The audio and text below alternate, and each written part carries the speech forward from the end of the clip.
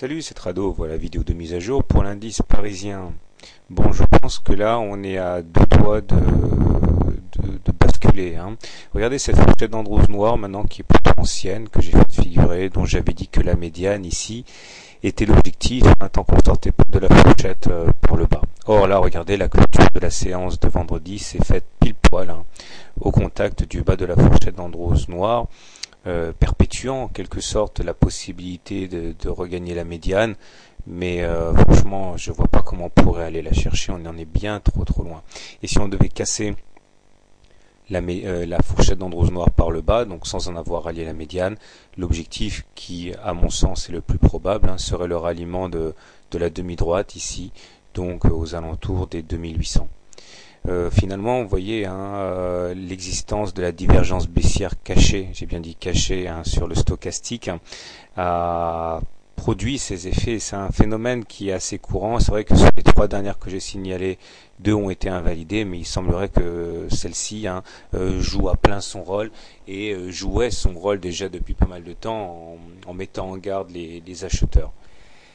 Nous avons une situation assez critique eu égard également les indicateurs techniques, puisque la M20 commence à s'orienter vers le bas, et, puisque nous sommes en dessous d'une M20 baissière, eh bien on est de plus en plus en situation de tendance baissière, hein. Les indicateurs techniques sont mal orientés, le MACD est négatif, hein, sous son signal, le stochastique s'approche dangereusement de la zone de survente et le momentum est négatif aussi.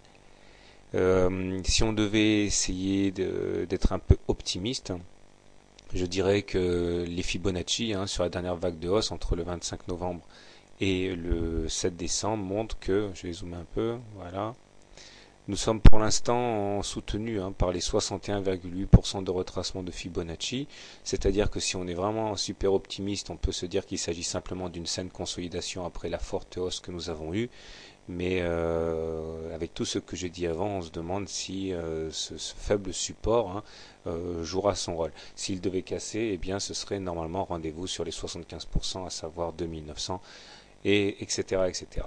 Donc tendance baissière sur l'indice parisien.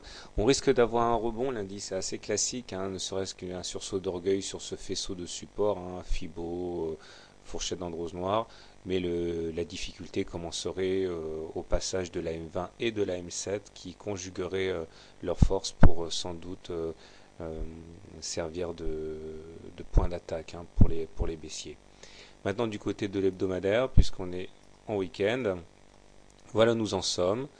Nous sommes en dessous de la moyenne mobile à 20 semaines qui est baissière, donc on est en tendance baissière.